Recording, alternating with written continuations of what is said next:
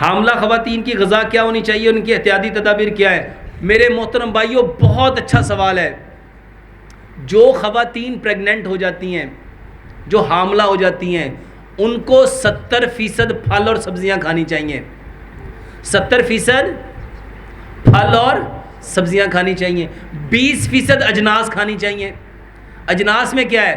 گندم, چاول, جو, باجرا, چنے, دالیں, آپ کے سارے مسالہ جات. یہ کتنے فیصد لینی چاہیے؟ 20%. اور 10% ان کو اینیمل پروڈکٹ کھانی چاہیے. اینیمل پروڈکٹ میں کیا ہے؟ دودھ, دہی, لسی, مکھن, گھی, پنیر, مٹن, بیف, چکن, انڈے, دودھ سے بنی ہوئی ساری کی ساری پروڈکٹ, دودھ سے بنی ہوئی ساری بیکری کے آئٹم اور دودھ سے بنی ہوئی ساری مٹھائیاں, یہ 10% لینی چاہیے. سب سے زیادہ کیا لینا چاہیے؟ حکیم لقمان نے ایک نصیحت کی تھی اپنے بیٹے کو, بیٹا جو چیز اللہ نے جس تناسب سے پیدا کی ہے اس کو اسی تناسب سے اپنے بدن میں ڈال. اور اللہ نے سب سے زیادہ پیدا کیا کیا ہے پوری دنیا میں؟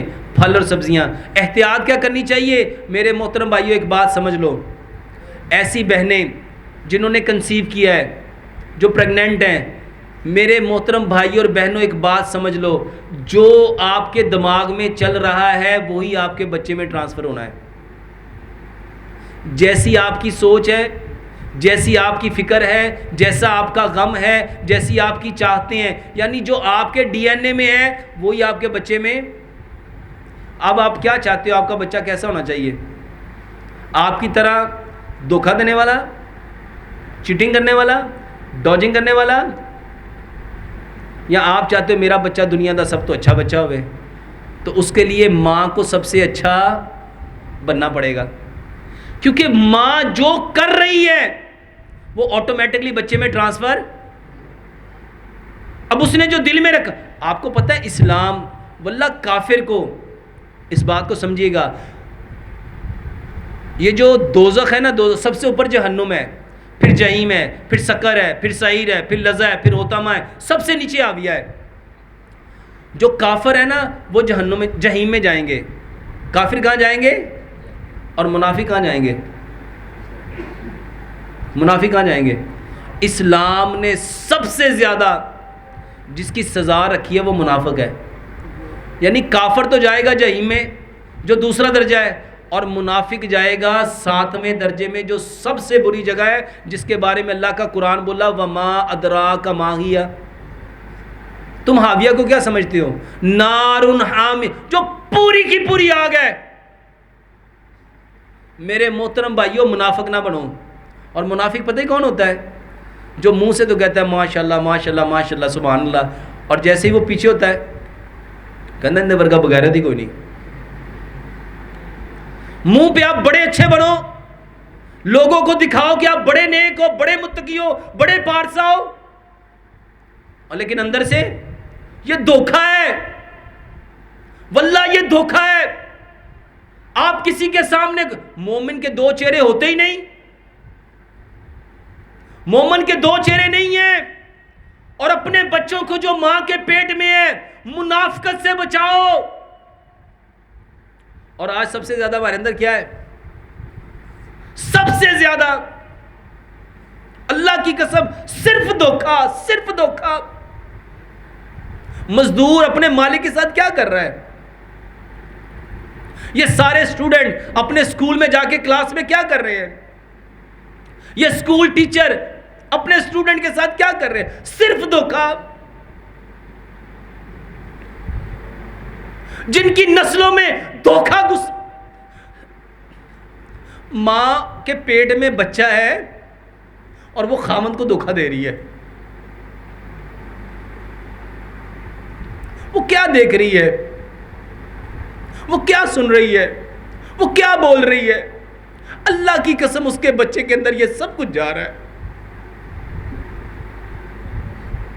اور کس کو دھوکہ دے رہے ہو؟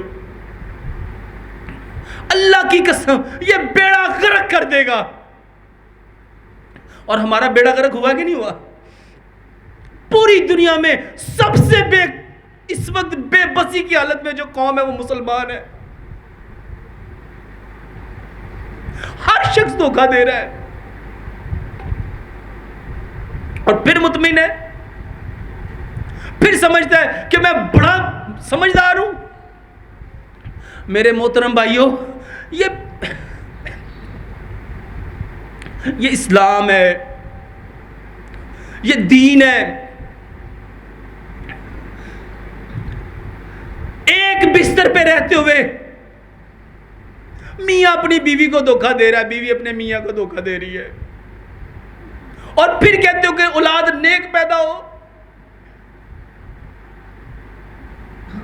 یہ باتیں نہیں ہیں۔ اللہ کی قسم یورپ سمجھ گیا، وہ حرامی ہیں، بتاتے ہیں میں حرامی ہوں۔ ہماری طرح ڈپلومیسی نہیں کرتے۔ جس نبی نے یہاں تک بتایا کہ اپنی جو چیز بیچ لے اس کا عیب بتاؤ،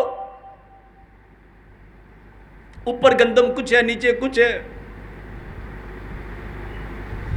پھل والا کیا کر رہا ہے؟ 4 صحیح سیب ڈال کے 2 سیب گندے جو ڈال رہا ہے، کیا دھوکہ نہیں ہے؟ اور کیا سمجھ رہا ہے اپنی اولاد اس سے صحابہ والی سیرت پیدا ہوگی؟ میرے محترم بھائیوں، یہ تقریریں نہیں ہیں، میں کوئی خطیب نہیں ہوں، یہ میرا درد ہے کہ اللہ کے واسطے بیمار کیوں سمجھو؟ ساری زندگی لوگ دوائیاں کھانے پہ لگا دیتے ہیں، لیکن وجہ کو دور ایک بار تہیا کر کے اٹھو کہ انشاءاللہ آج کے بعد دھوکہ نہیں دینا، اور دیکھو زندگی میں بہار آتی ہے کہ نہیں آتی؟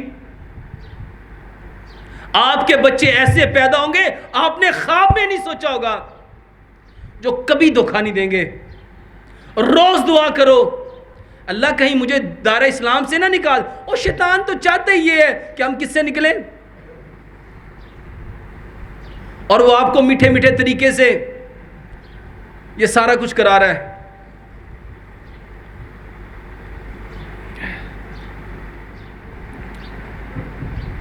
جگر اور تیلی بڑھ چکی ہے، جس کی وجہ سے بار بار بخار ہو جاتا ہے اور ناک بھی کافی پک جاتی ہے، علاج بتا دیں۔